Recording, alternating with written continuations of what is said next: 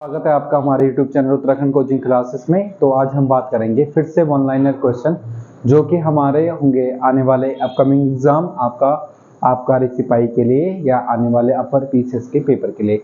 ठीक है दोस्तों, तो आज हम बात करेंगे आपका कुछ वन लाइनर क्वेश्चनों की। फर्स्ट हम बात करेंगे, पहला क्वेश्चन हमारे पास है, छत्तीसगढ़ में स्थित अमरकंटक पठार से किस खनिज का भंडार उपलब्ध है। भाई जो छत्तीसगढ़ में स्थित है आपका क्या, अमरकंटक का पठार, यानी कि मध्य प्रदेश और छत्तीसगढ़ के बॉर्डर पर आपका अमरकंटक का जो पठार है ना। और इस अमरकंटक के पठार से किस खनिज का भंडार होता है, तो इसका राइट आंसर होता हमारा क्या, बॉक्साइट। आप अच्छे से जानते हैं कि जो आपका बॉक्साइट होता वो एल्यूमिनियम का क्या होता, अयस्क होता। ठीक है, तो ये बात आपको ध्यान रखनी है। और छत्तीसगढ़ का अपना एक स्पेशली एकाधिकार है किस पर, आपका बॉक्साइट पर। बॉक्साइट उत्पादन में भारत का यही राज्य है छत्तीसगढ़ आपका बॉक्साइट उत्पादन में अग्रणी है। ठीक है, अगले क्वेश्चन की बात करते हैं कि यदि जीएनपी में से मूल्यह्रास यानी कि डेप्रिसिएशन को घटा दें तो क्या उपलब्ध होगा, यानी कि क्या बचेगा। जीएनपी मतलब ग्रॉस नेशनल प्रोडक्ट होता है, या हम इसको क्या कहते हैं, सकल राष्ट्रीय उत्पाद। तो सकल राष्ट्रीय उत्पाद में से यदि मूल्यह्रास को घटा दिया जाए तो हमारे पास बचता है एनएनपी, और एनएनपी का मतलब होता है नेट नेशनल प्रोडक्ट। क्या होता है, नेट नेशनल प्रोडक्ट, या नेट यानी कि शुद्ध, यानी कि राष्ट्रीय उत्पाद। शुद्ध राष्ट्रीय उत्पाद हमें प्राप्त होता है किस में से, क्या घटाने पर, जीएनपी में से डेप्रिसिएशन को घटाने पर हमें प्राप्त होता है एनएनपी। ठीक है, अब जिसने इस कंसेप्ट को पढ़ा होगा वो इसको आराम से समझ भी जाएगा। ठीक है, अब देखिए इसके बाद अगला क्वेश्चन आता कि भारत की प्रथम कच्ची तेल की रिफाइनरी कहां पर स्थापित की गई थी। तो इसका राइट आंसर होता हमारे पास क्या, डिगबोई। आपने नाम सुना होगा डिगबोई का, डिगबोई आपका असम में है। तो भारत की प्रथम कच्ची तेल की रिफाइनरी कहां पर खोली गई थी, तो उसका उत्तर होता हमारे पास क्या, डिगबोई। नेक्स्ट क्वेश्चन है हमारे पास, 1946 में कैबिनेट मिशन का नेतृत्व किसने किया था। तो देखिए भाई 22 जनवरी 1946 को आपका कैबिनेट मिशन आपका इंग्लैंड से चला था, है ना। वहां पर एक घोषणा हुई थी कि भारत के लिए क्या बनाएंगे, भारत में कैबिनेट मिशन को भेजेंगे। वहां पर जनवरी 1946 में ये बात मतलब एक प्रकार से स्टार्ट हुई थी, है ना। तो क्वेश्चन क्या है कि 1946 में कैबिनेट मिशन का नेतृत्व किसने किया था, तो इसका राइट आंसर है आपका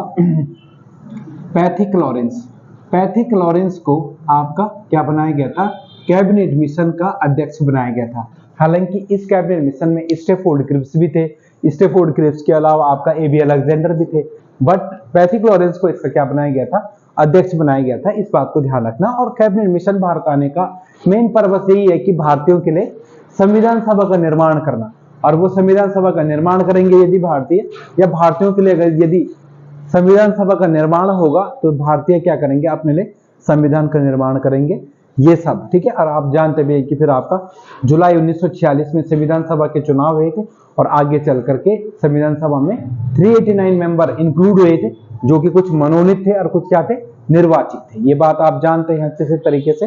ठीक है, और इसके बाद इन्हीं संविधान सभा के सदस्यों ने तमाम विदेशों के विदेशी संविधान को पढ़ा, और कुछ संविधान हमारे 1935 के भारत शासन अधिनियम से कुछ रूल और रेगुलेशन भारत शासन अधिनियम 1935 से उठाए गए, और कुछ विदेशी संविधान को पढ़ करके फिर हमारे भारतीय संविधान में उनको इंक्लूड किया गया। इसीलिए आपने कई बार सुना भी होगा कि भारतीय संविधान को कई मतलब लोगों ने, पॉलिटिशियनों ने उधार का थैला भी कहा है, बोरो ऑफ बैग भी कहा जाता है किसको, भारतीय संविधान को। ठीक है, फिलहाल हम आगे बढ़ते हैं। 1815 में, हिस्ट्री का क्वेश्चन है, 1815 में भारत का पहला सर्वेयर किसे नियुक्त किया गया था। तो 1815 में भारत का जो पहला सर्वेयर नियुक्त किया गया था वो था आपका क्या, मैकेंजी। आपने नाम सुना, कॉलिक मैकेंजी ऐसे करके एक नाम है, कॉलिक मैकेंजी। ठीक है ना, तो इसको आपका क्या, कॉलिक मैकेंजी को 1815 में भारत का सर्वेयर नियुक्त किया गया था। फिर आता हमारे पास अगला क्वेश्चन, किसने भारतीय संविधान को अर्धसंघीय कहा था। ये क्वेश्चन बहुत बार वैसे पेपर में आ रखा कि अर्धसंघीय किसे कहा गया था, तो किसने कहा था मतलब भारतीय संविधान को, तो इसका राइट आंसर होता हमारे पास क्या, केसी बियर। ठीक है ना, तो केसी बियर ने आपका भारतीय संविधान को अर्ध संघीय कहा था, जिसमें कि आपका संघीय और एकात्म दोनों लक्षण है। ठीक है, अगला क्वेश्चन आता हमारे पास, भारतीय संविधान के किस अनुच्छेद यानी कि किस आर्टिकल में कहा गया है कि एक व्यक्ति को एक अपराध के लिए एक ही बार सजा मिलेगी। एक व्यक्ति को एक अपराध के लिए एक ही बार क्या मिलेगी, सजा मिलेगी, बल्कि उसको एक, ऐसा नहीं कि एक बार अपराध कर लिया और बार बार उसको दंड दे रहे हैं, ऐसा नहीं, बस एक अपराध के लिए एक ही बार क्या सजा मिलेगी, ऐसा भारतीय संविधान के आर्टिकल 20 में कहा गया है। आर्टिकल 20 में आप कहेंगे, ठीक है ना, आर्टिकल 20 दोषसिद्धि के संबंध में संरक्षण आप लोगों ने सुना होगा, वो ही है ये, ठीक है ना। अब देखो ये आता है आर्टिकल 20 हमारे मौलिक अधिकार में आता है। मौलिक अधिकार हमारे भाग 3 में है। भाग 3 को मैग्ना कार्टा भी कहा जाता है। आर्टिकल आपका 12 से 35 तक है और 12 से 35 में क्या है, मौलिक अधिकार है जो कि वाद योग्य है, ये बात ध्यान रखना। और कहां से ले गए हैं, अमेरिका के संविधान से।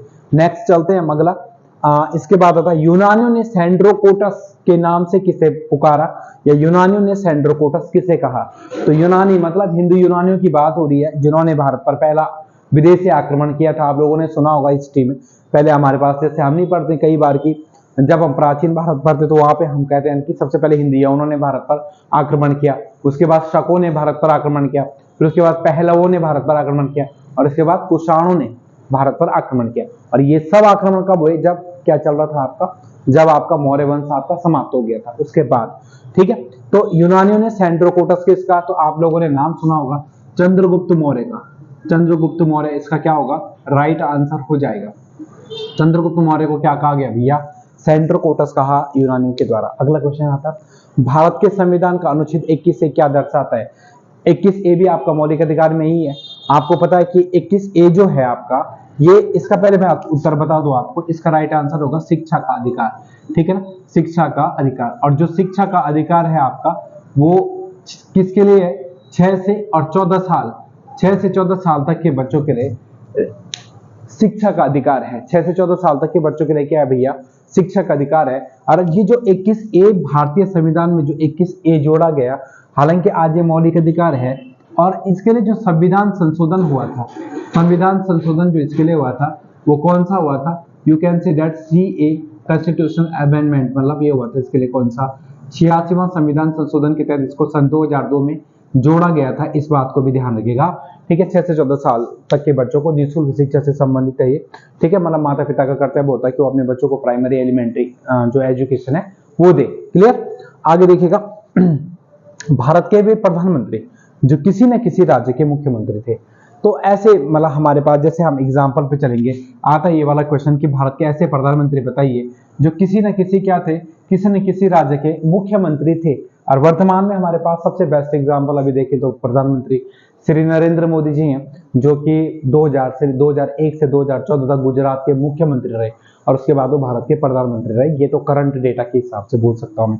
तो अगर हम चले तो जैसे आप लोगों ने एक नाम सुना होगा मोरारजी देसाई का। तो मोरारजी देसाई 1952 से 56 के आसपास में ये बंबई के क्या रहे थे, आपका मुख्यमंत्री रहे थे। आप लोगों ने वीपी सिंह का नाम सुना होगा, वीपी सिंह का नाम, तो ये भी भारत के, ये भी पहले मुख्यमंत्री थे, फिर क्या बने, प्रधानमंत्री। अगर मैं आपको पीवी नरसिम्हा राव का नाम कहूँ, पीवी नरसिम्हा राव, तो पीवी नरसिम्हा राव भी क्या थे, आपके कर्नाटक के मुख्यमंत्री थे, ठीक है ना। और बाद में क्या बने, 1991 में आपने सुना होगा कि उस समय ये भारत के क्या थे, प्रधानमंत्री बने 1991 के आसपास में। आप लोगों ने सुना होगा कि जो पंचायती राज व्यवस्था है, 73वां संविधान संशोधन, 74वां संविधान संशोधन, वो इन्हीं के समय में क्या हुआ था, आपका लागू हुआ था, ये भी आप जानते हैं। और दूसरी बात, पीवी नरसिम्हा राव मुख्यमंत्री भी थे, बाद में प्रधानमंत्री बने। मोरारजी देसाई मुख्यमंत्री थे, बाद में प्रधानमंत्री बने। बीपी सिंह, ठीक है ना, बीपी सिंह मुख्यमंत्री थे, बाद में प्रधानमंत्री बने। और एक और व्यक्ति का नाम आप याद रखिएगा, चौधरी चरण सिंह का नाम। चौधरी चरण सिंह जब 1979 में ना, जब 1979 में आपका मोरारजी देसाई की सरकार गिरी थी ना, तो कुछ टाइम के लिए आपका चौधरी चरण सिंह को राष्ट्रपति के द्वारा कुछ समय के लिए क्या बनाया गया था, प्रधानमंत्री चूज किया गया था, क्योंकि उस समय स्पष्ट बहुमत किसी भी पार्टी के पास तो था नहीं। तो इस केस में उस समय राष्ट्रपति ने चौधरी चरण सिंह को क्या बनाया था, भारत का क्या प्रधानमंत्री बनाया था, ठीक है ना। तो ये भी याद रखना, चौधरी चरण सिंह, ये भी क्या थे पहले आपके, ये भी पहले आपके मुख्यमंत्री थे और बाद में क्या बने, भारत के प्रधानमंत्री। और अभी तो आपसे भी जानते हैं, माननीय जो हमारे क्या है पीएम नरेंद्र मोदी जी हैं, तो ये भी पहले क्या थे, मुख्यमंत्री थे और बाद में क्या बने 2014 से प्रधानमंत्री। तो कितने लोग हो गए, नरेंद्र मोदी साहब, चौधरी चरण सिंह 2, पीवी नरसिम्हा राव 3, मोरारजी देसाई 4, है ना, इसके अलावा वीपी सिंह 5। तो लगभग 5 लोग क्या थे जो भारत के मुख्यमंत्री थे और बाद में प्रधानमंत्री बने। प्रधानमंत्री आर्टिकल 75 आप लोगों ने पढ़ा होगा। आर्टिकल 75 में कहा गया है कि प्रधानमंत्री कौन होगा, बल प्रधानमंत्री यानी कि कौन होगा नहीं, राष्ट्रपति के द्वारा नियुक्त किया जाता है आर्टिकल 75 के तहत किसको, प्रधानमंत्री को। और आर्टिकल 74 में कहा गया कि एक राष्ट्रपति की सहायता के लिए मतलब एक मंत्रिपरिषद होगी और उस मंत्रिपरिषद का हेड कौन होगा, प्रधानमंत्री होगा। और आर्टिकल 78 में कहा गया है कि प्रधानमंत्री के कर्तव्य क्या होंगे, वो आर्टिकल 78 में ये कहें कि एक प्रकार से प्रधानमंत्री कौन होता है, प्रधानमंत्री वो होता है जो मंत्रिपरिषद और राष्ट्रपति के बीच में कड़ी का काम करता है, उन दोनों को जोड़ने का काम क्या करता है प्रधानमंत्री। मंत्रिपरिषद क्या काम कर रही है, इसकी पूरी सूचना प्रधानमंत्री आर्टिकल 78 के तहत अपने कर्तव्यों का निर्वहन करते हुए यूं कहें कि राष्ट्रपति को उसकी पूरी सूचना देता है। क्लियर। आगे बढ़ते हैं सेकंड लास्ट यानी कि लास्ट क्वेश्चन की तरफ। देखिए, भारत छोड़ो आंदोलन के दौरान बॉम्बे के ग्वालियर टैंक मैदान में ध्वज किसने फहराया था, ठीक है ना। तो यहां पर आप ध्यान रखना, भारत छोड़ो आंदोलन यानी कि इसको इंग्लिश में क्या बोलते हैं, क्विट इंडिया मूवमेंट, जो हुआ था 8-9 अगस्त 1942 को हुआ था, जिसमें Mahatma Gandhi do and die का नारा भी दिया था, आप लोगों को पता है, करो या मरो का नारा दिया था, ठीक है ना। तो भारत छोड़ो आंदोलन के दौरान इस बॉम्बे के ग्वालियर टैंक पे, ये वाला इंपॉर्टेंट है, बॉम्बे के ग्वालियर टैंक के मैदान में किसने ध्वज फहराने वाली महिला कौन थी। आप लोगों ने नाम सुना होगा इनका नाम है आपका क्या, इनका नाम है आपका अरुणा आसफ अली, अरुणा आसफ अली ये थी, ठीक है ना। तो इन्होंने ग्वालियर टैंक में के मैदान में क्या फहराया था, झंडा फहराया था।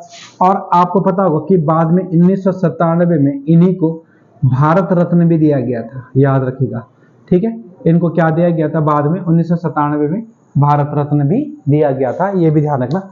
और अरुणा आसिफ अली या आसफ अली जो भी कहे, ठीक है।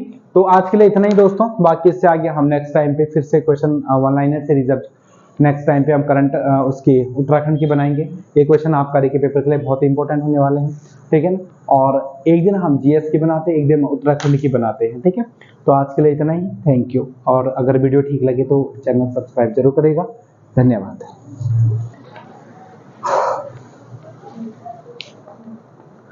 मुझे